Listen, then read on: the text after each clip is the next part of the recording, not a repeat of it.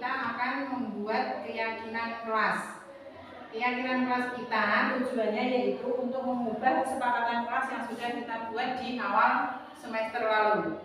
Kenapa kita buat keyakinan kelas? Karena kesepakatan kelas yang sudah kita buat itu tidak berjalan.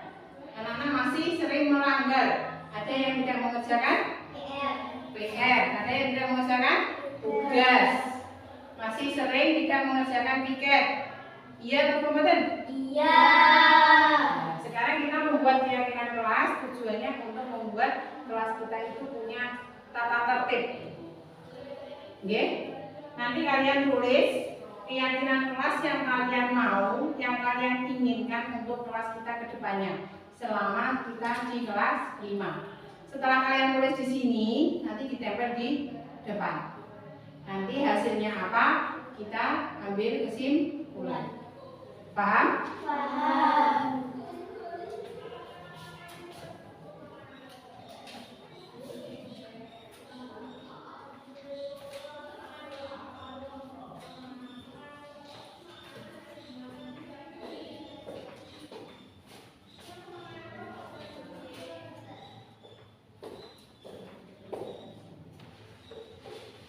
Yang sudah ditulis langsung ditempel di papan. Ketinggian apa tidak ini? Tidak ini?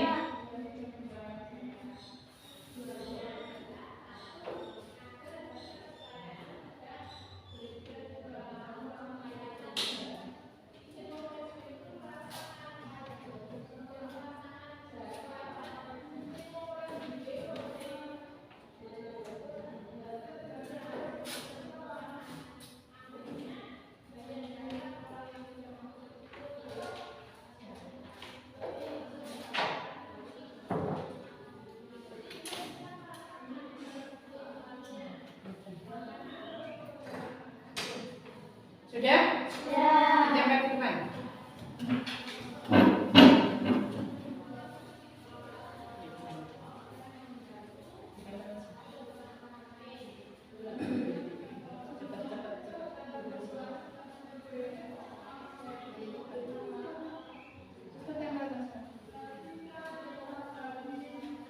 Harus buruk di bawah.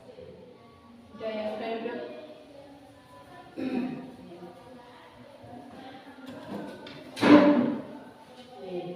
Ya. Di sini dari tulisan anak-anak ada yang menginginkan kepedulian lingkungan, ada yang menginginkan datang tepat waktu, kepedulian sosial, jujur dalam bertindak, ada juga ini sama jujur, terus bertanggung jawab. Kita ambil kesimpulan, kita mau pakai yang mana? Yang pertama, jujur, ya? Jujur dalam bertindak. Jujur dalam bertindak di sini, anak-anak harus jujur dalam setiap perbuatan atau tindakan, ya. Tidak boleh mencontek terutama di dalam kelas. Oke? Untuk yang kedua, kita ambil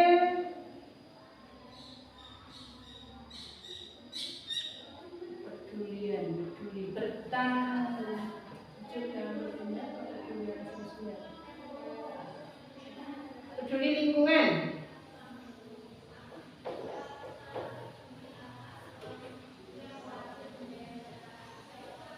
Paham dengan peduli lingkungan di sini maksudnya tadi apa? Paham. Apa?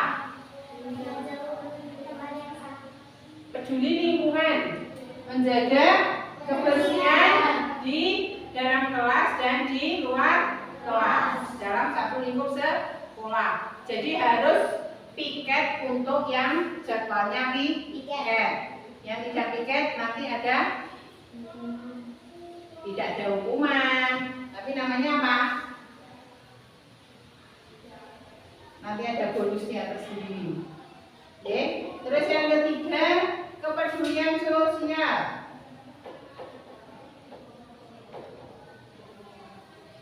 Kepedulian sosial di sini maksudnya gimana? Anak-anak menginginkan adanya kepedulian sosial. Berarti anak-anak tahu arahnya kepedulian sosial ini kemana? Misalnya temennya sakit, kita harus menjenguk, oke? Terus yang keempat, kita buat disiplin. Disiplin. Untuk datang tepat waktu ini masuk ke disiplin. Disiplin di sini ada disiplin dalam bertindak dan ada disiplin dalam cara kalian berpakaian. Jadi setiap datang dan pulang harus tepat waktu. Cara berpakaian misalnya kalau hari Senin anak-anak harus memakai topi, pakai dasi, pakaian pokoknya lengkap. Pada hari Sabtu kita pramuka memakai topi, baju, ya, pakai pakaian pramuka lengkap. Yang kelima, bertanggung jawab. Bertanggung jawab maksudnya setiap tindakan kalian harus bisa dipertanggungjawabkan. Setuju dengan keputusan ini? Setuju. Jadi anak-anak yang pertama harus jujur, yang kedua peduli lingkungan, peduli sama sosial, disiplin, dan bertanggung jawab. Mulai kapan kita terapkan ini? Hari ini. Mulai hari ini kita terapkan ya. Jadi nanti waktu pulang kalau belum ada bel tanda pulang, anak-anak belum boleh pulang. Ya, terima kasih. Ini kita buat, nanti kita buat di kertas itu, nanti kita tempel di kelas sebagai keyakinan kelas kita yang baru. Terima kasih.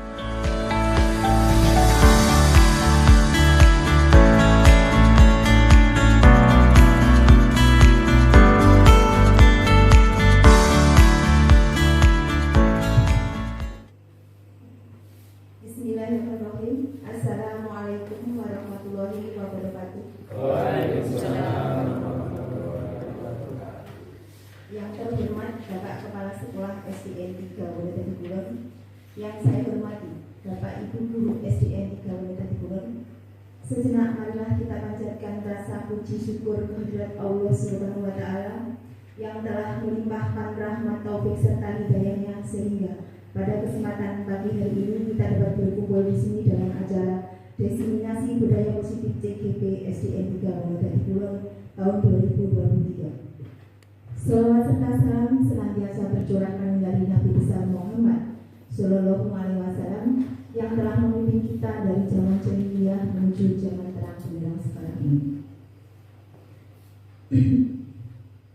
Bapak Ibu yang saya hormati, saya ucapkan selamat datang kepada ibu-ibu dan bapak-bapak atas kesediaan waktunya untuk bisa hadir di sini dalam acara Diseminasi Budaya Positif.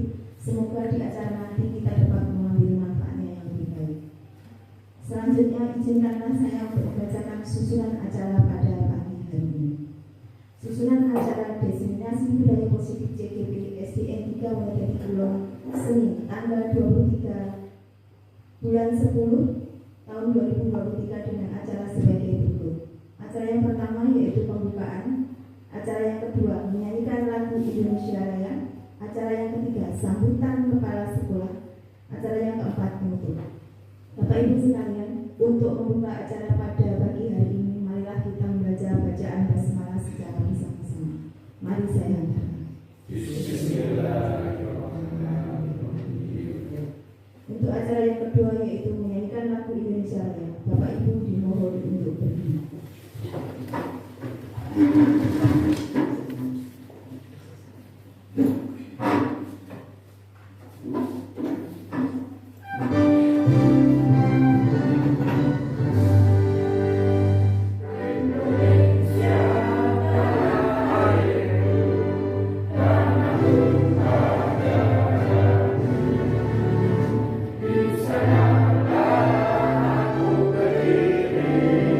Dari Bandung Ibu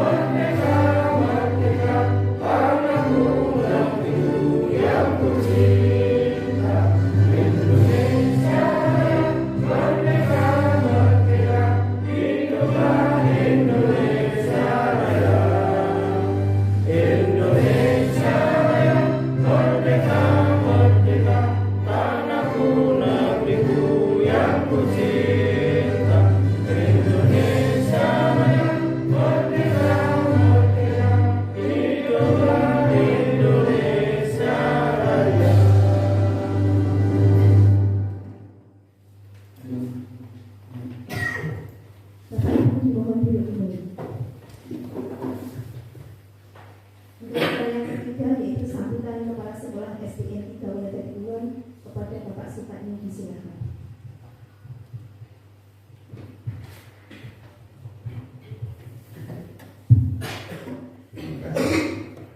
Assalamualaikum warahmatullahi wabarakatuh.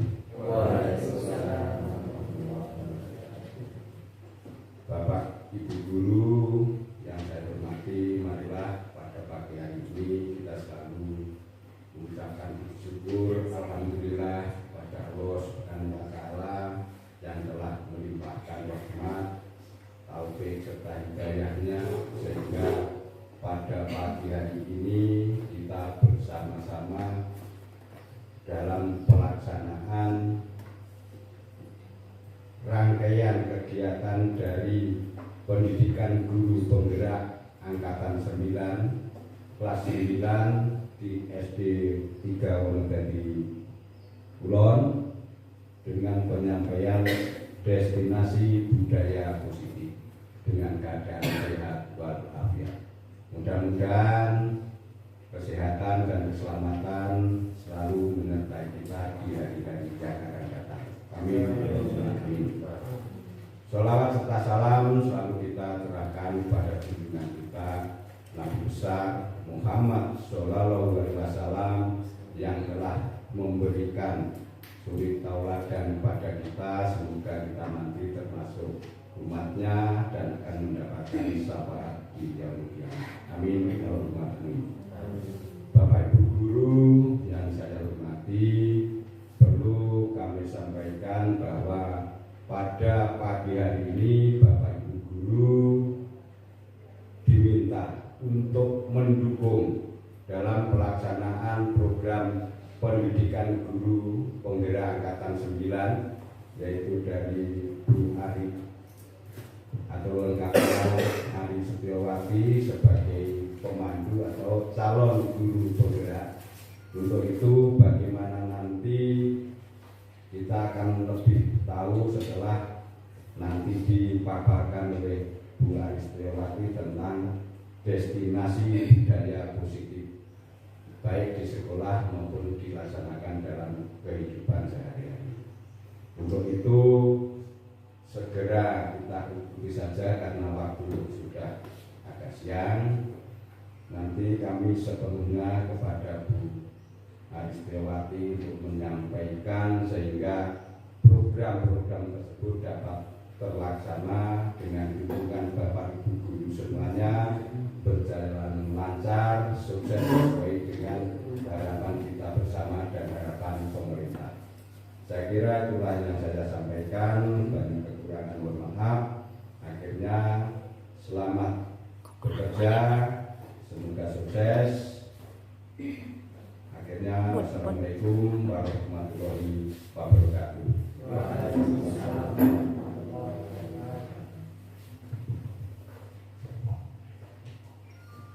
Demikianlah sambutan dari Bapak Kepala Sekolah SDN 3 Wulandari Kulon. Acara yang keempat yaitu penutup. Setelah acara penutup nanti akan dilanjutkan dengan pembahasan aksi nyata, penerapan dan destinasi budaya positif yang akan disampaikan oleh Bu Ari Setiawati. Saya sebagai pembawa acara apabila dalam menggunakan acara ini saya banyak kesalahan, saya mohon maaf yang sebesar-besarnya. Akhirnya, wassalamualaikum warahmatullahi wabarakatuh.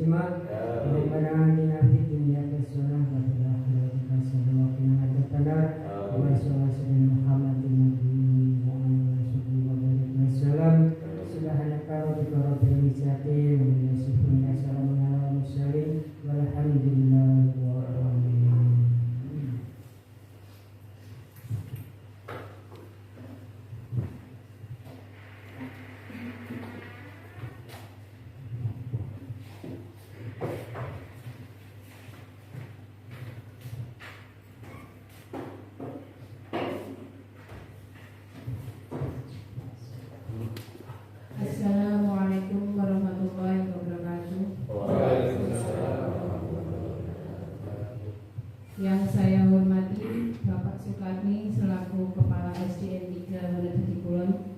Yang saya sayangi dan saya banggakan Bapak Ibu rekan-rekan guru di SDN 3 Wonodadi Kulon. Terima kasih untuk waktu Bapak Ibu di siang hari ini mau meluangkan waktunya untuk menghadiri kegiatan saya. Puji syukur atas kehadiran Allah Subhanahu wa taala yang telah melimpahkan taufik serta hidayahnya sehingga kita dapat berkumpul dalam keadaan sehat walafiat dalam acara Desintegrasi Budaya Positif oleh saya sendiri pada hari Senin 23 Oktober 2023. Sholawat serta salam tak lupa saya aturkan pada junjungan kita Nabi Agung Muhammad SAW yang kelak kita nantikan syafaatnya di yaumul qiyamah. Bapak Ibu, santai kemauan ya. Sebenarnya ini adalah tugas saya di calon guru penggerak. Saya diminta untuk mendiseminasikan budaya positif. Tetapi harapan saya ke depannya, Bapak dan Ibu setelah mendapatkan ilmu dari saya akan menambah wawasan yang akan kita terapkan dan kita wujudkan di sekolah kita ke depannya. Semangat ya Bapak Ibu. Semangat. Sebelum kita mulai, minta tolong Bu untuk slide yang kedua.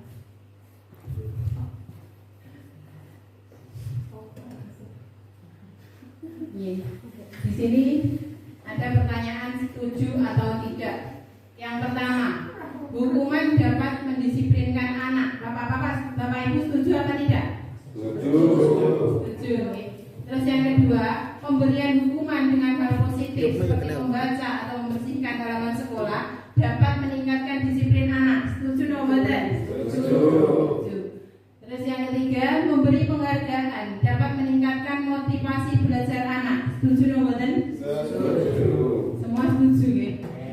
Boten-boten sing boten ya. Oke. Baiklah Bapak Ibu, untuk pertanyaan di atas kita temukan jawabannya nanti bersama-sama setelah saya memaparkan tentang diseminasi budaya positif. Sebelumnya, di sini saya mau bertanya, kalau seandainya kita mewujudkan budaya-budaya di sekolah itu yang kita gunakan yang budaya positif apa negatif? Positif. Oke. Contohnya budaya positif itu seperti apa nih Bapak Ibu? Budaya positif itu seperti apa saja? Misalnya membiasakan untuk bersama. Oke. Terus yang lain? Yang lain? Jujur itu budaya positif Bapak Ibu ya. Disiplin itu juga budaya positif. Banyak sekali budaya-budaya positif yang nantinya akan kita terapkan di sekolah kita.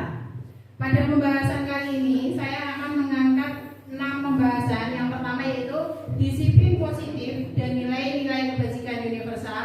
Untuk yang kedua, teori motivasi, hukuman dan penghargaan.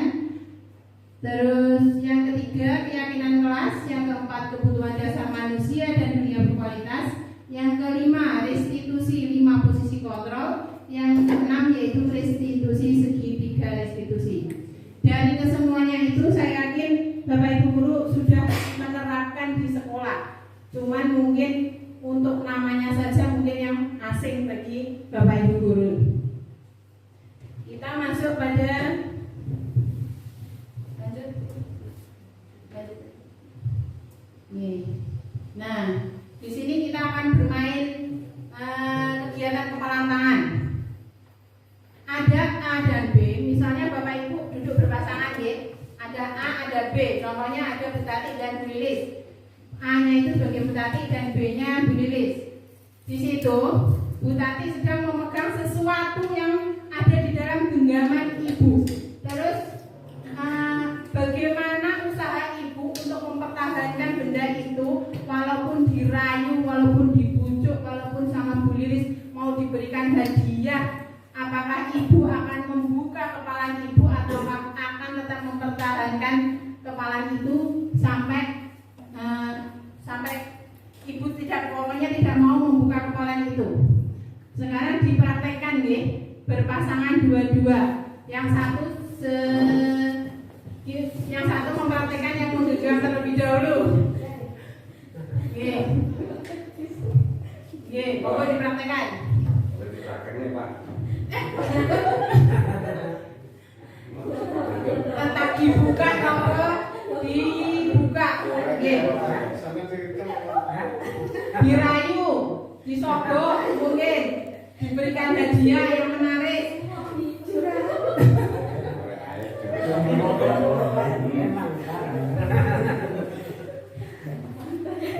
Nyata nih biasanya nyata. Malah pakai Sudah Ibu, Bapak?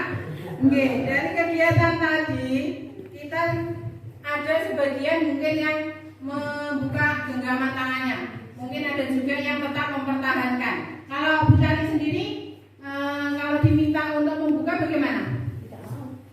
Alasannya? Itu hak saya, Bu. Itu haknya. Kalau misalnya Bu Ani mau dibuka apa mau ditutup terus, Bu? Tak buka, Bu. Buka. Itu tuh tergantung pada dengan diri kita sendiri. Apa yang ada di dalam genggaman kita itu berharga buat kita atau tidak. Misalnya kalau seorang ibu yang ada dalam genggaman kita ibaratkan seorang anak, pasti akan mempertahankan sekuat tenaga untuk digenggam, ya. Kalau misalnya itu hanya sebatas uang 500 atau uang 1000, mungkin itu akan dibuka. Tapi kalau itu benar-benar benda yang sangat berharga, kita pasti akan mati-matian untuk mempertahankan. Dari situ kita belajar kalau sebenarnya kita itu tidak bisa mengontrol anak, Bapak Ibu. Anak itu hanya bisa dikontrol oleh dirinya sendiri. Jadi kita itu hanya bisa memfasilitasi. Lanjut, Bu. Sudah. Terus.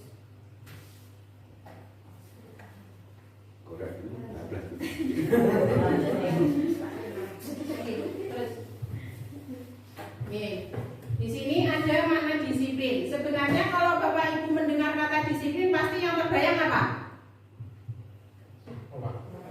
Peraturan, hukuman, ya. Padahal sebenarnya disiplin di sini artinya yaitu belajar, Bapak Ibu.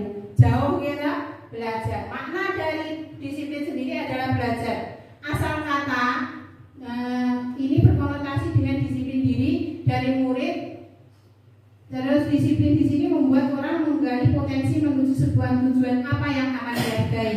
Namun dalam budaya kita, makna disiplin berubah menjadi sesuatu yang dilakukan seseorang pada orang lain untuk mendapatkan kepatuhan.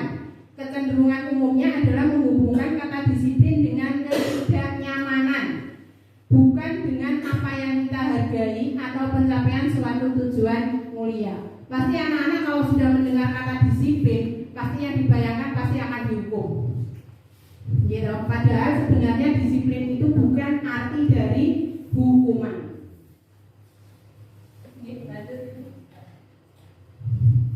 Nah, di sini kita akan mengaitkan disiplin tadi dengan profil pelajar Pancasila.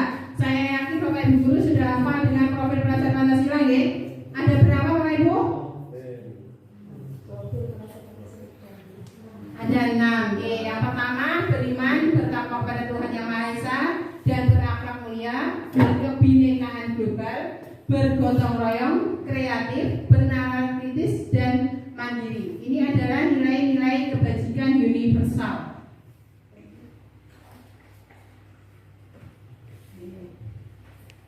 Standar pendidikan nasional. Dalam rangka menciptakan lingkungan yang positif, setiap warga sekolah dan pemangku kepentingan perlu saling mendukung, menghayati dan menerapkan nilai-nilai kebajikan yang telah disepakati bersama. Di sini kita bekerja sama dengan komite, dengan masyarakat untuk mewujudkan nilai-nilai kebajikan tersebut. Tujuan mulia dari penerapan disiplin positif adalah agar terbentuk murid-murid yang berkarakter, disiplin, santun, jujur, peduli, bertanggung jawab,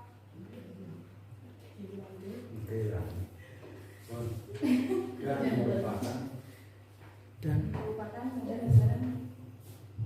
bertanggung jawab dan merupakan pembelajaran sepanjang hayat sesuai dengan standar kompetensi lulusan yang diharapkan.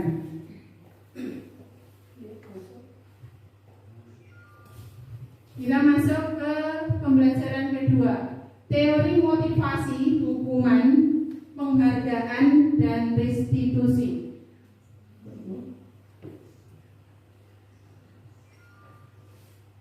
Teori motivasi perilaku manusia itu ada motivasi yang bersifat eksternal, ada yang sifatnya internal. Di sini yang bersifat eksternal, contohnya untuk menghindari ketidaknyamanan atau hukuman. Apa yang akan terjadi apabila saya tidak melakukannya? Terus untuk mendapatkan imbalan dari orang lain atau institusi. Sementara untuk motivasi yang baik sendiri adalah motivasi internal. Ini adalah tujuan dari disiplin positif. Contohnya untuk menghargai diri sendiri. Saya akan menjadi orang yang seperti apa? Untuk menghindari ketidaknyamanan atau hukuman, motivasi manusia adalah tingkat yang paling rendah. Biasanya orang yang memotivasi perilakunya untuk menghindari ketidaknyamanan atau hukuman pasti akan bertanya pada dirinya, apabila saya tidak melakukan, apa yang akan terjadi? Sebenarnya mereka sedang menghindari permasalahan yang muncul dan berpengaruh pada mereka secara fisik, psikologis maupun tidak terpenuhnya kebutuhan mereka yang tidak dilakukan. Untuk mendapatkan imbalan dari orang lain atau institusi, di sini maksudnya yaitu motivasi ini tingkatannya di atas motivasi eksternal yang pertama tadi. Ini sedikit lebih baik daripada motivasi yang pertama tadi. Di sini seseorang melakukan kegiatan itu karena adanya imbalan atau penghargaan dari orang lain. Sementara untuk yang ketiga atau posisi menghargai diri sendiri itu adalah posisi yang paling baik dari ketiga posisi di atas. Sebelum masuk pada restitusi, saya akan menanyakan tentang hukuman dan konsekuensi. Perbedaan antara hukuman dan konsekuensi sendiri apa nih Bapak Ibu? Hukuman itu apa? Konsekuensi itu apa? Mungkin ada yang mau menjawab? Hukuman itu nopo? Hukuman diberikan karena telah melakukan sebuah kesalahan. Kalau Konsekuensi itu adalah tindak lanjut dari telah melakukan kesalahan. Artinya secara moral itu mendapatkan konsekuensi. Saya sambung terlebih dahulu. Di sini ada paparan membedakan antara hukuman dan konsekuensi. Kalau mencatat 100 kali di dalam buku kalimat saya tidak akan terlambat lagi karena terlambat ke sekolah. Ini termasuk hukuman atau konsekuensi? Konsekuensi. Hukuman atau konsekuensi? Konsekuensi. Terus lari mengelilingi lapangan basket 2 kali karena terlambat hadir di sekolah. Hukuman. Murid diminta untuk push up 15 kali karena tidak mengenakan masker ke sekolah. Menggantikan kertas tugas teman yang telah dicoret-coret. Membersihkan tumpahan air di meja tulis karena tersenggol pada saat belajar. Murid disuruh untuk mengenakan sepatu seharian di sekolah karena tidak mengenakan sepatu hitam.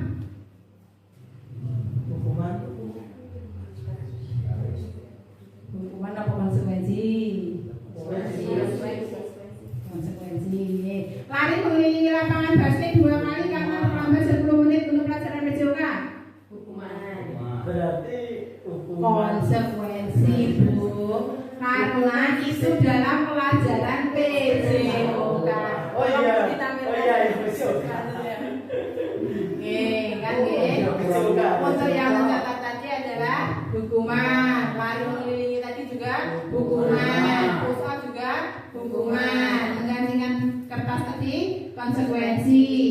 membersihkan tumpahan air konsekuensi, untuk mengenakan sepatu adalah hukuman. Yang mengelilingi lapangan basket itu karena berkaitan dengan pembelajaran PJOK, itu namanya konsekuensi. Di sini saya mau menjelaskan sedikit, kalau hukuman itu sifatnya terencana, hanya bersifat satu arah, sudah direncanakan terlebih dahulu, tidak direncanakan, mohon maaf. Untuk hukuman itu sifatnya satu arah dan tidak direncanakan.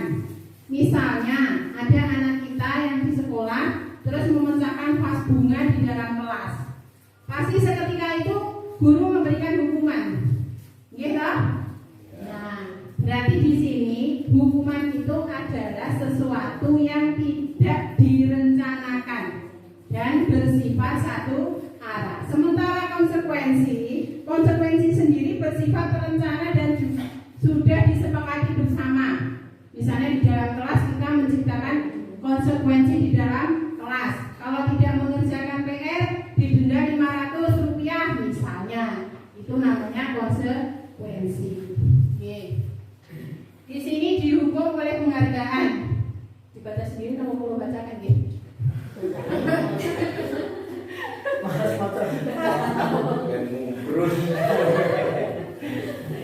Ibu Anas adalah guru kelas 2, mendapatkan masalah. Murid-muridnya tidak bisa tertib berdiri antri di depan pintu kelas dan selalu berebut masuk ke dalam kelas setelah istirahat selesai. Ini tentunya sangat mengganggu proses pembelajaran, di mana kelas tidak dapat mulai tepat waktu karena Ibu Anas sibuk menenangkan muridnya untuk waktu yang cukup lama. Akhirnya, Bu Anas berpikir cepat dan mengandalkan stiker bintang. Setiap murid-muridnya masuk kelas usai istirahat, Bu Anas akan mengiming-imingi muridnya dengan stiker bintang. Siapa yang dapat berdiri lurus dan berbaris rapi antri di depan pintu, dapat bintang dari ibu. Sebagian murid-muridnya menyambut tantangan itu dan langsung berdiri rapi di depan pintu agar mendapat stiker bintang. Hal ini dilakukan Bu Anas selama beberapa minggu karena cukup membuat murid-muridnya berdiri rapi antri di depan pintu. Sampai pada suatu hari, Bu Anas sakit dan harus digantikan oleh Pak Heru. Pak Heru tidak mengetahui tentang stiker bintang dan benar saja pada saat masuk kelas, usai jam istirahat, murid-murid kelas 2 kembali berebut masuk kelas. Apa yang akan terjadi? Anak-anak kembali lagi ke awal tadi, ya, tidak menjadi rapi. Karena apa? Karena sudah tidak mendapatkan iming-iming stiker bintang. Anak melakukan sesuatu karena ada iming-iming atau ada penghargaan. Niku leres nama mboten nggih? Niku eksternal nggih, kurang tepat. Seharusnya karena anak-anak itu berasal dari dirinya sendiri, kedisiplinan yang muncul dari dirinya sendiri atau sifat internalnya tadi, maka anak-anak bisa rapi dengan sendiri, bukan karena adanya iming-iming ataupun penghargaan dari gurunya. Dihukum oleh penghargaan. Dihukum kok kalau penghargaan loh, Bu.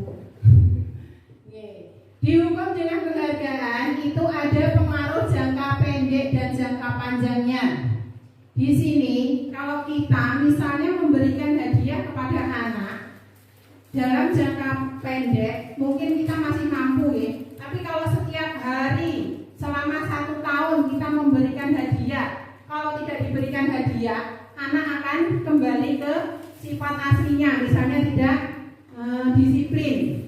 Itu juga tidak membuat tidak menyelesaikan masalah. Terus yang kedua, penghargaan itu menghukum. Maksudnya penghargaan menghukum di sini yaitu misalnya anak yang ranking 1 diberi hadiah, sementara anak yang ranking 2, loh saya kok tidak mendapatkan hadiah, padahal saya juga masih mendapat peringkat. Di situ di dalam hati anak yang mendapatkan juara 2 tadi merasakan dia itu mendapatkan hukuman. Besok tapi saya harus jadi suara satu. Dan semua jadi suara satu. Terus bagaimana itu nanti ke depannya kita? Terus yang ketiga, penghargaan mengurangi ketepatan. Maksudnya di sini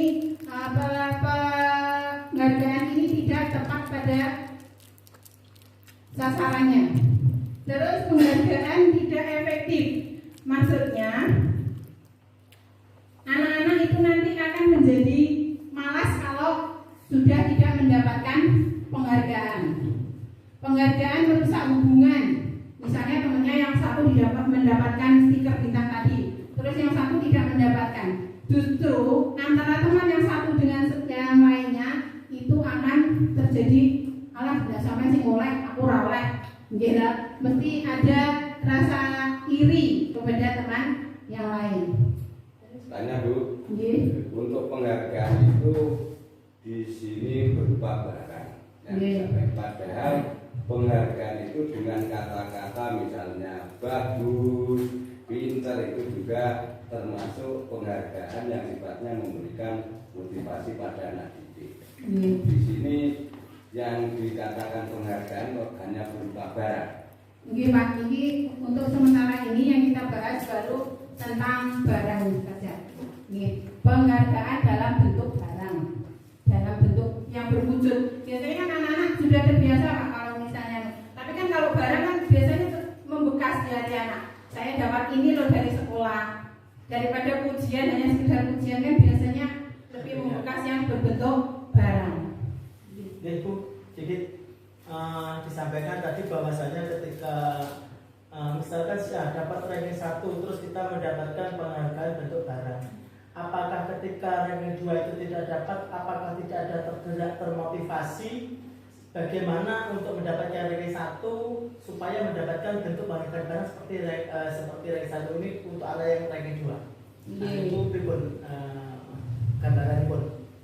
Itu sebenarnya bisa Pak. Kalau anak itu bisa termotivasi itu tadi. Tapi kan biasanya yang juara 1 itu anak-anak yang juara 1 biasanya dari segi kita itu tidak terkalahkan.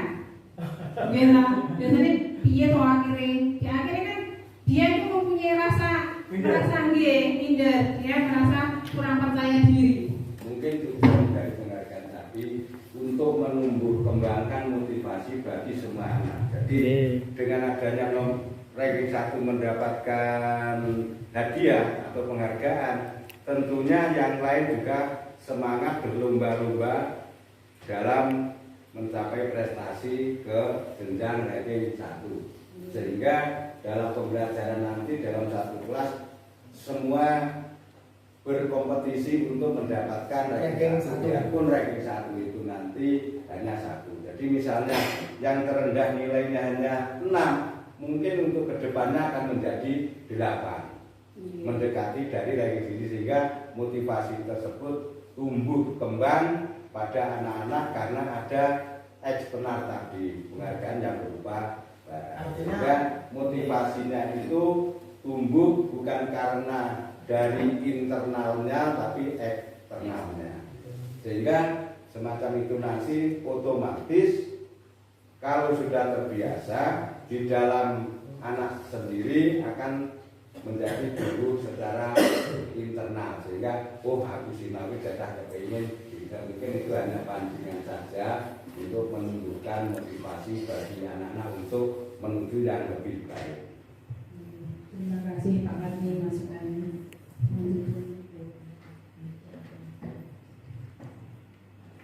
Ini tadi yang sudah saya paparkan tadi pengaruhnya jangka pendek dan jangka panjang. Penghargaan akan efektif jika kita menginginkan seseorang melakukan sesuatu yang kita inginkan itu dalam jangka waktu pendek. Jika menggunakan penghargaan lagi dan lagi, maka orang tersebut akan bergantung pada penghargaan yang diberikan serta kehilangan motivasi dari dalam. Jadi anak-anak itu melakukan sesuatu hanya karena ingin mendapatkan penghargaan saja, bukan karena berasal dari motivasinya diri sendiri.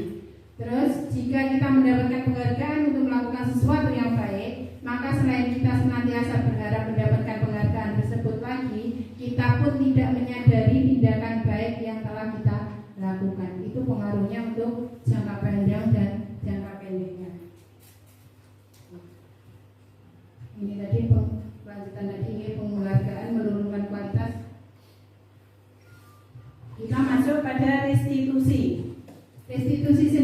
yaitu proses menciptakan kondisi bagi murid untuk memperbaiki kesalahan mereka sehingga mereka bisa kembali pada kelompok mereka dengan karakter yang lebih kuat. Restitusi juga merupakan proses kolaboratif yang mengajarkan murid untuk mencari solusi untuk masalah mereka dan membantu murid berpikir tertantang seperti apa yang mereka inginkan.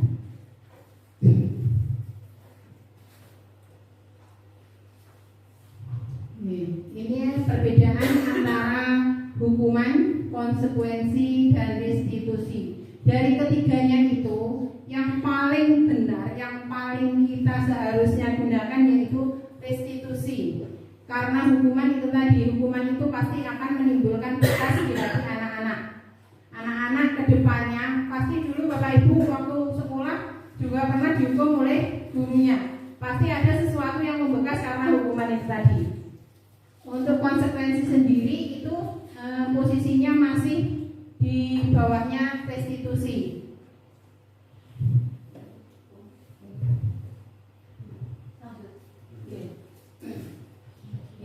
Ciri-ciri restitusi sendiri ada 9. Yang pertama yaitu untuk menebus kesalahan, semua harus belajar dari kesalahan.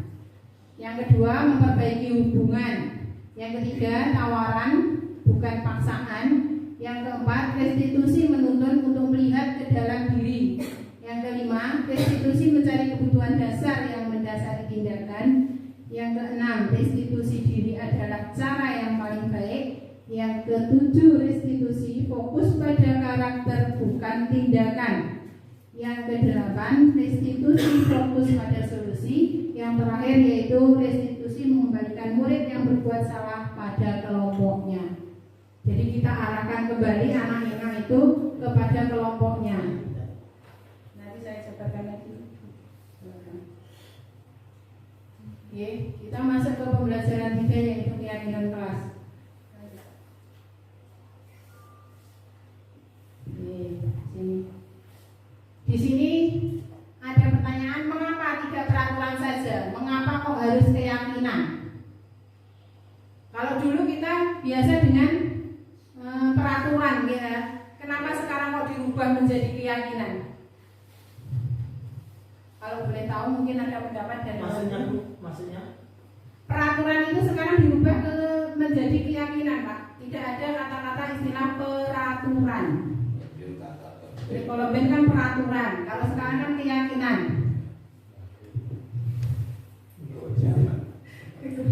Mungkin sedikit. Artinya kalau peraturan ketika sudah terundangkan, tahu tidak tahu berlaku secara otomatis. Tapi kalau keyakinan artinya dari pelaku itu yakin bisa melaksanakan. Sebenarnya peraturan sendiri itu adalah sifatnya buatan guru. Peraturan itu benar dibuat bersama-sama, tapi hanya guru yang menyampaikan. Anak tidak menuangkan idenya di dalam peraturan tersebut. Sementara keyakinan di sini adalah sifatnya universal. Jadi antara guru dan murid itu membuat kesepakatan bersama.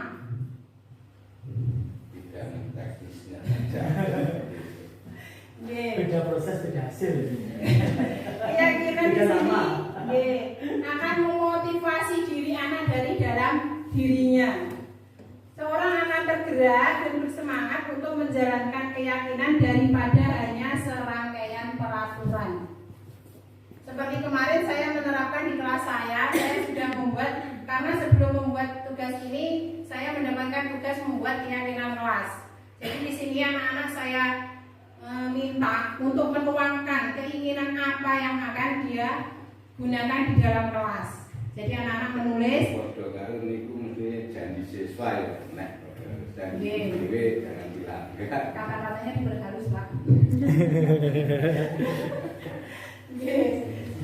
Terus setelah anak-anak tadi mencurahkan idenya, anak-anak saya suruh menempel di papan tulis. Setelah saya kasihkan kertas, mungkin kalau saya tayangkan, kemarin sempat saya video, cuman kalau saya tayangkan mungkin kita pulang setelah sholat zuhur, nanti saya kena pasal lagi. Pasal 12. Pasal 12 ya. Jadi anak-anak setelah menuliskan kita ambil kesimpulannya dari itu tadi, bagian-bagian mana yang kira-kira bisa disatukan. Misalnya di sini saya ambil jujur. Jujur di sini tidak perlu dijelaskan jujur itu seperti apa. Kita sudah tahu jujur itu dalam segala hal harus berbuat jujur. Terus peduli lingkungan. Peduli lingkungan di sini maksud saya adalah anak-anak itu mau bersikap peduli terhadap lingkungannya, tentang kebersihan kelasnya terutama, dan kebersihan di luar lingkungan kelas. Kepedulian sosial, membantu teman atau orang lain yang membutuhkan. Saya di sini mengecualikan kecuali ulangan, ya. Kalau ulangan saya tidak memperbolehkan untuk membantu teman. Membantu teman. Membantu teman di sini misalnya kalau ada temannya yang sakit, ada temannya yang misalnya tidak mempunyai alat tulis, itu membantu boleh. Tapi kalau ulangan jangan. Terus disiplin di sini adalah disiplin datang dan pulang. Terus disiplin berpakaian. Biasanya kalau hari Senin anak-anak itu kan biasanya tidak memakai topi, tidak memakai dasi. Itu mulai dari kemarin waktu saya membuat keyakinan, saya harapkan ini baru saya laksanakan di kelas 5. Saya harapkan untuk anak kelas 5 tidak lagi ada yang tidak mengenakan topi ataupun dasi. Terus bertanggung jawab, yaitu memiliki kesadaran untuk menjalankan tugas. Tugas di sini ya bisa tugas dari guru di sekolah maupun tugas di rumah. Nah, dari sini Bapak Ibu kan sudah mendapatkan gambaran tentang keyakinan kelas. Untuk kedepannya saya juga berharap mudah-mudahan di kelasnya Bapak Ibu Sedoyo bisa dibuatkan keyakinan kelas sesuai dengan kebutuhan anak didiknya. Nggak mungkin di kelas 1 sama kebutuhannya dengan di kelas 5. Jadi disesuaikan dengan kelasnya masing-masing.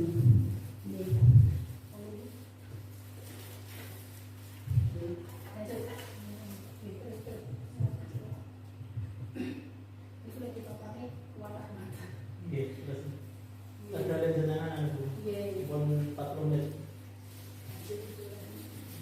Ini keyakinan kelasnya.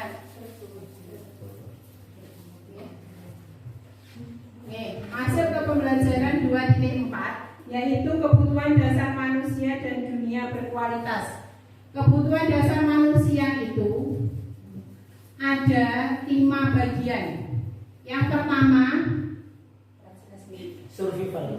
kebutuhan bertahan hidup. Ini kebutuhan bertahan hidup. Terus yang kedua, cinta dan kasih sayang, penguasaan, kebebasan dan kesenangan.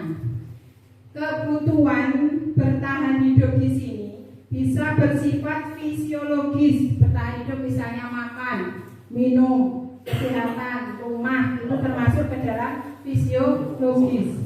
Kalau kebutuhan biologis itu merupakan kebutuhan dasar hidup. Penting kamu baca kebutuhan biologis kamu. Penting banget ya. Nah, itu yang paling penting ngomongin ya, kebutuhan biologis.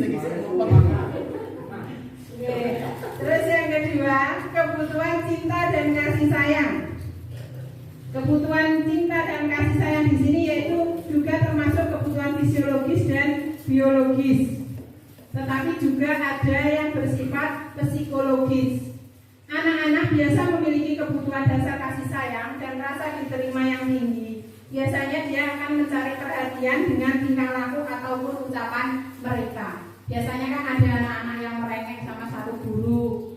Bu, aku kok gini toh. Nah, itu termasuk dia membutuhkan cinta dan kasih sayang. Dia mencari perhatian. Terus penguasaan, kebutuhan akan penguasaan. Biasanya anak-anak memiliki kebutuhan dasar akan penguasaan yang tinggi. Dia ingin selalu menjadi pemimpin. Saya punya menyiapkan. Nah, itu termasuk ke bagian penguasaan. Terus selanjutnya yaitu kebebasan. Anak-anak dalam contoh di sini suka mencoba-coba sesuatu hal yang baru.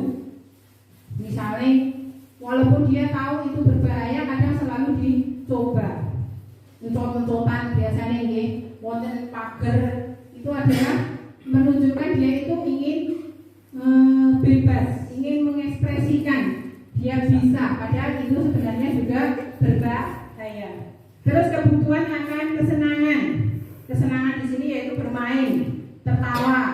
Untuk anak-anak itu mungkin hanya sekitar 10 atau 15 menit bisa duduk diam. Setelah itu pasti rame lagi. Itu karena dia mencari kebutuhan akan kesenangan itu tadi.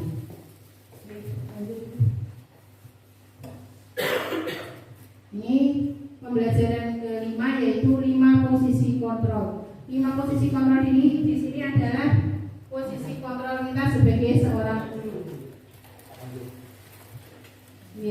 Yang pertama yaitu sebagai penghukum. Penghukum, terus pembuat rasa bersalah, sebagai teman, sebagai pemantau, dan yang paling tinggi kedudukannya adalah sebagai manajer. Penghukum biasanya selalu menggunakan hukuman fisik atau verbal, bisa menggunakan kata-kata, bisa menggunakan tindakan. Itu biasanya akan membekas pada diri anak-anak. Terus untuk perbuatan merasa bersalah, biasanya gurunya berbicaranya agak lembut dibandingkan dengan penghukum tadi. Contohnya di sini, ibu sangat kecewa sekali dengan kamu. Berapa kali bapak memberitahu kamu ya? Itu contoh dari pembuatan rasa bersalah. Anak akan timbul di dalam hatinya rasa bersalah kepada gurunya. Terus yang ketiga sebagai teman. Sebagai teman di sini posisinya lebih tinggi daripada pembuat rasa bersalah. Guru tidak menyakiti murid, tetapi berupaya mengontrol murid melalui persuasi. Misalnya, ya sudah kali ini tidak apa-apa. Ada kata-kata seperti itu kan seperti dengan temannya sendiri, ngobrol seperti dengan temannya sendiri. Terus yang posisi keempat yaitu posisi pemantau. Pemantau artinya di sini yaitu mengawasi setiap gerak dari anak-anak. Biasanya guru akan menggunakan kata-kata yang lebih halus. Apa yang telah kamu lakukan? Atau peraturan apa yang telah kamu langgar misalnya. Terus di sini yang terakhir yaitu sebagai posisi manajer. Posisi ini adalah posisi terakhir. Guru berbuat sesuatu dengan murid, mempersiapkan tanggung jawab perilaku untuk mendukung murid menemukan solusi dari setiap permasalahannya. Ini contoh-contohnya kata-kata yang biasa digunakan oleh penghukum, oleh pembuat rasa bersalah, oleh teman, oleh pemantau, dan oleh manajer. Di situ penghukum biasanya menggunakan menghardik, menunjuk-nunjuk, menyakiti, menyindir. Kata-kata biasanya juga membekas di dalam hati anak-anak. Kalau pembuat rasa bersalah biasanya seorang guru itu akan berceramah. Yang ngomong kepada biasanya kan ibu-ibu biasanya seperti itu. Sebagai teman, ya biasanya diajak ngobrol, duduk, dibahas bersama-sama itu sebagai teman. Terus pemantau, terus seperti manajer itu tadi seperti yang sudah saya jelaskan di mana. Di sini saya kecewa sekali dengan kamu. Itu kan masuk ke dalam pembuatan merasa bersalah. Kamu tidak pernah benar melakukannya. Ada kata-kata tidak pernah benar melakukannya. Apalagi itu dengan didasari dengan misalnya fisiknya menunjuk ke anak, itu lebih ke arah menghukum. Ayo lakukan demi ibu atau bapak. Gitu, merayu biasanya kan dengan temannya suka merayu. Apakah kamu mendapatkan stiker bintang hari ini? Itu contohnya sebagai pemantau. Terus bagaimana kamu bisa menyelesaikan masalah ini? Di sini fungsinya sebagai manajer. Yang terakhir, kamu selalu paling yang terakhir. Ada kata-kata selalu. Itu termasuk ke dalam penghukum. Nah, kita masuk ke episode terakhir ini. Segitiga restitusi.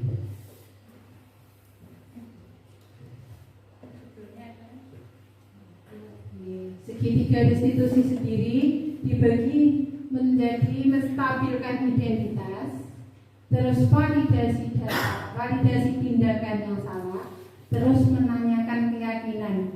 Di sini anak itu disurvei, gali apakah yang menyebabkan seseorang itu melakukan suatu kesalahan. Kemarin juga saya membuat tugas ini, tapi tidak saya tampilkan di sini seperti apa bentuk restitusi segitiga restitusi itu sendiri.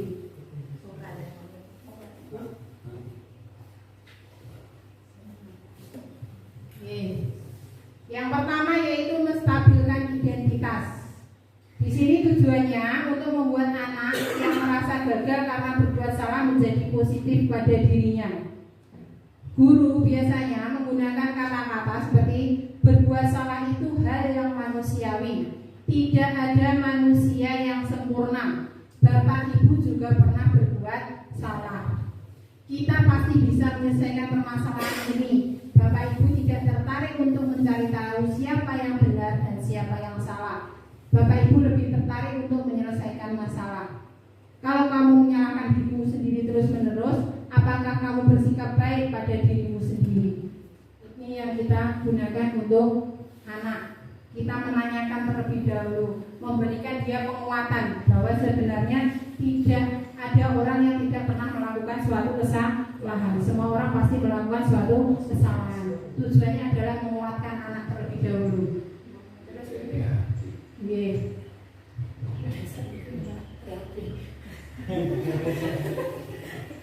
Terus yang kedua yaitu validasi kebutuhan. Validasi kebutuhan yaitu membantu murid mengenali basic atau kebutuhan dasar yang ingin dipenuhi ketika melakukan kesalahan. Pada dasarnya setiap tindakan manusia itu tujuannya adalah memenuhi kebutuhan dasar, yaitu penguasaan, kebebasan, kasih sayang, rasa diterima, kesenangan, dan bertahan hidup. Di sini kita biasa menggunakan membantu murid mengenali basic atau kebutuhan dasar yang ingin dipenuhi ketika melakukan kesalahan itu. Pada dasarnya setiap tindakan manusia tujuannya adalah memenuhi kebutuhan dasar. Apa itu penguasaan, kebebasan, kasih sayang, rasa diterima, kesenangan, ataupun bertahan hidup tadi. Yang terakhir yaitu menanyakan keyakinan. Menanyakan keyakinan di sini guru biasa menggunakan kata-kata apa nilai yang kita percaya di kelas atau sekolah kita. Nilai-nilai universal apa yang telah kita sepakati. Kita kembali lagi ke keyakinan kelas tadi. Terus kelas yang ideal itu seperti apa sih? Kamu ingin jadi anak seperti apa? Apa yang kamu rasakan ketika kamu melakukan itu? Kamu menjadi orang yang seperti apa? Itu tujuan dari menanyakan keyakinan. Membesarkan hati anak terlebih dahulu, dicari solusinya, nanti dikembalikan ke anak kembali. Anak disuruh mengontrol dirinya untuk bisa menyelesaikan masalahnya sendiri, bukan kita yang menjadi sebagai seorang penghukum.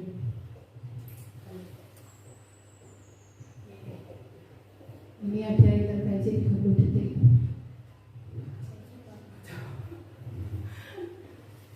Di sini intervensi ini untuk membantu murid kembali ke tujuan semula.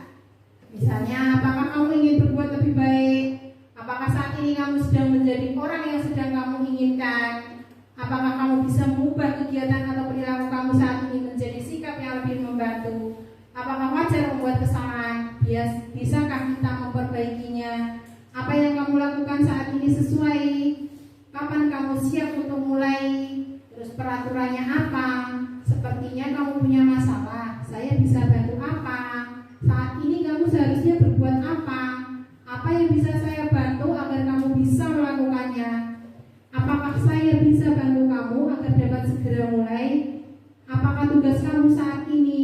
Bagaimana kamu ingin diperlakukan pada kegiatan ini? Bisakah kamu melakukannya? Itu kita kembalikan lagi kepada anak yang mencari jawabannya pada diri anak tersebut.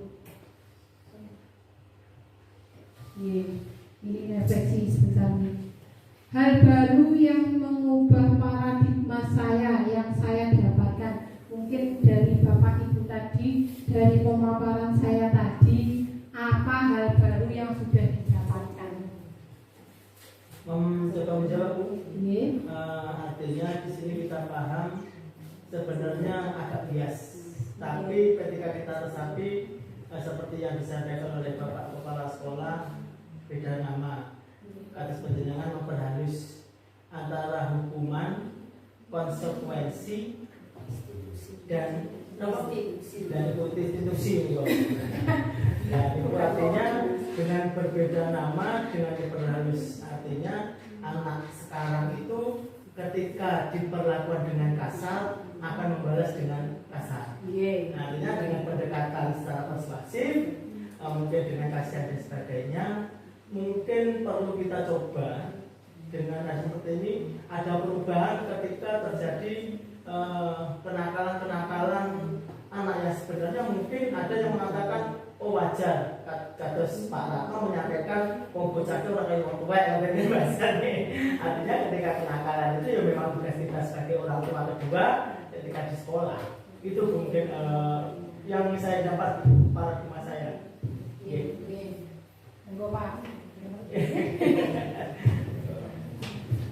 Terima kasih.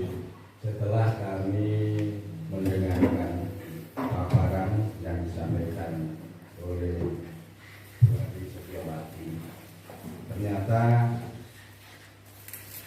maknanya itu hampir sama, namun istilahnya yang baru. Misalnya destinasi budaya positif itu sebenarnya sudah dilaksanakan, yaitu dengan pembiasaan. Namun ini lebih modern lagi, mungkin dari anak-anak nanti akan dengan kata-kata yang agak asing akan timbul motivasi yang bedanya, yaitu tentang misalnya keyakinan tadi.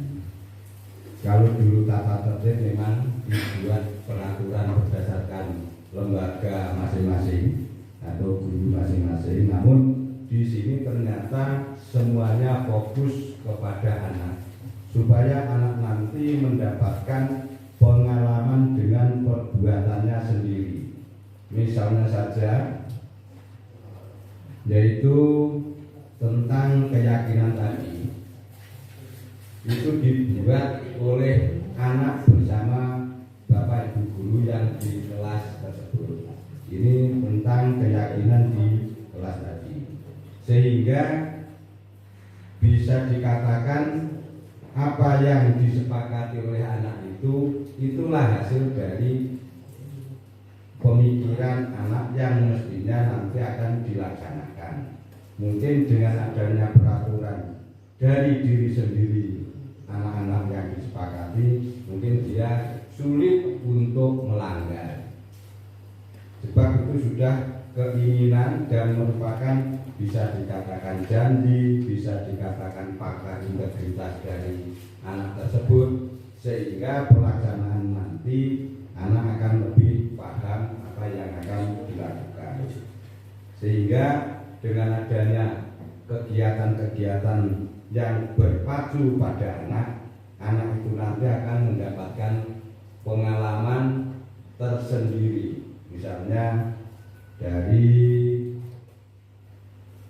pertanyaan-pertanyaan yang muncul tadi itu menanyakan pada diri pribadi anak didik, apakah misalnya yang saya lakukan sudah melanggar keyakinan dan sebagainya, sehingga dengan adanya seperti itu nanti timbullah anak itu nanti akan dengan kesadarannya sendiri tidak mengulangi pelanggaran yang diyakini tadi.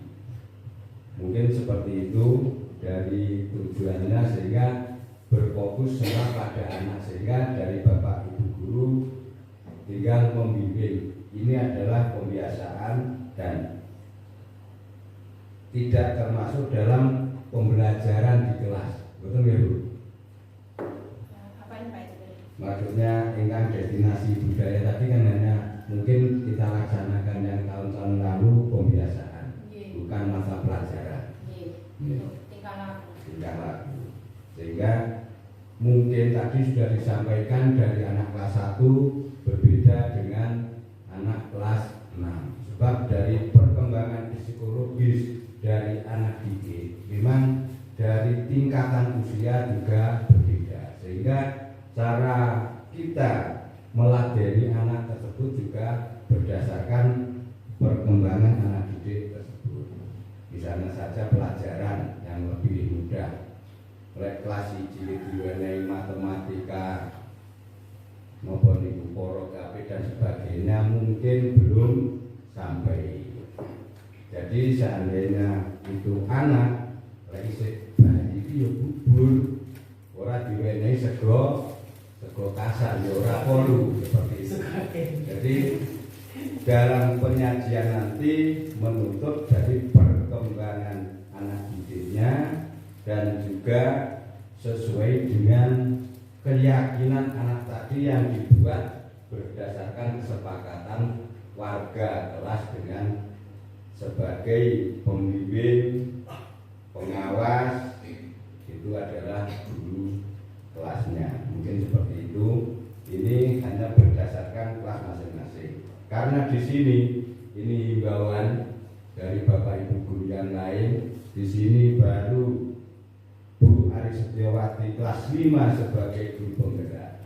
Maka dengan apa yang dipaparkan oleh Bu Ari tadi, ini sebagai bahan kepada Bapak Ibu guru yang lain untuk ikut melaksanakan apa yang menjadi program tersebut, sehingga dalam satu lembaga nanti utuh keyakinan tadi menjadi keyakinan kelas dan menjadi keyakinan lembaga sekolah, sehingga apa yang dikandung tujuan dari pemerintah mungkin seperti itu. Saya kira seperti itu bagi kami untuk mengadopsi apa yang disampaikan.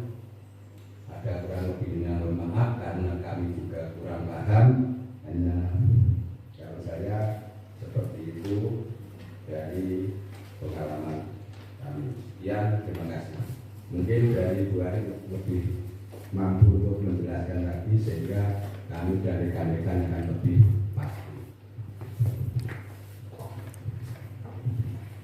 Terima kasih untuk refleksinya dari Bapak SPD dan Bapak Sukarmi.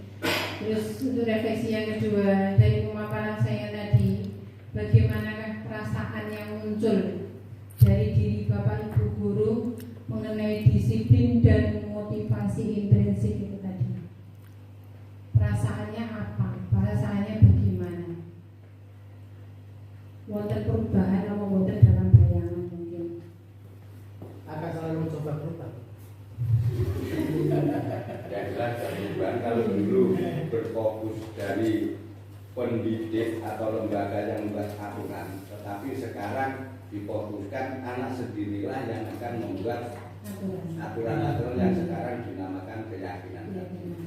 Sehingga jika anak itu nanti podo karung melanggar, itu jenenge lek yang perkembangan citra janji bocah. Seperti itu. Saya Mas Karno mantan citra janji. Itu kan kembali ulang. Yang ketiga, refleksi yang ketiga di sini yaitu perang among seperti apakah yang saya telah lakukan selama mengikuti modul ini. Perannya nanti ke depannya itu bagaimana kita sebagai seorang pengajar. Mungkin kita bisa memposisikan diri kita sebagai teman, sebagai yang paling tinggi kedudukannya yaitu sebagai manajer. Kalau sebagai teman mungkin anak belum memiliki sopan santunnya mungkin belum begitu, masih kurang. Tapi kalau posisi kita sudah sebagai posisi manajer dan itu sebagai posisi yang paling tinggi dan paling sulit, itu mungkin sekolah kita akan menjadi lebih baik. Itu PR kedepannya supaya saya juga bisa menjadi seorang manajer. Amin. Bukan manajer dari sebuah perusahaan. Itu kan Manajer.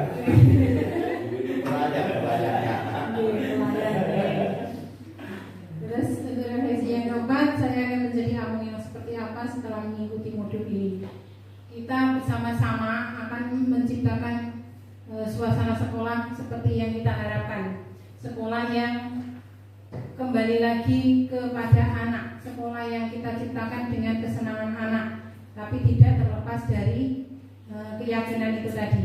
Kalau saya bicara peraturan nanti salah nih. Kembali lagi ke keyakinan tadi. Karena peraturan tadi kembali lagi karena bersifat satu arah, bersifat dari seorang guru saja. Tapi kalau keyakinan itu sudah dari anak dan dari guru. Jadi kedepannya kita mungkin bersama-sama untuk menciptakan suasana sekolah yang lebih menyenangkan lagi. Mungkin berat nih di era sekarang ini anak-anak, kalau kita masukkan ilmu yang saya dapatkan tadi mungkin sangat berat sekali. Karena kenyataannya di lapangan itu tidak semudah membalikan telapak tangan. Anak itu kenakalannya tidak bisa buatan sakit di alusi gitu loh. Mungkin kalau dulu zaman saya kecil semua dilakukan dengan menghukum. Kalau dihukum, kalau dihukum akan menjadi. Tapi di sisi lain kalau dapat banyak sisi positifnya. Kalau sekarang anak kita arahkan, ya kayak dia kekuatan dewi ini mau. Kembali lagi ke posisi kita itu masih sebagai teman bagi anak-anak itu. Anak-anak belum memiliki rasa hormat dan itu tadi menganggap kita adalah sebagai orang tua kedua.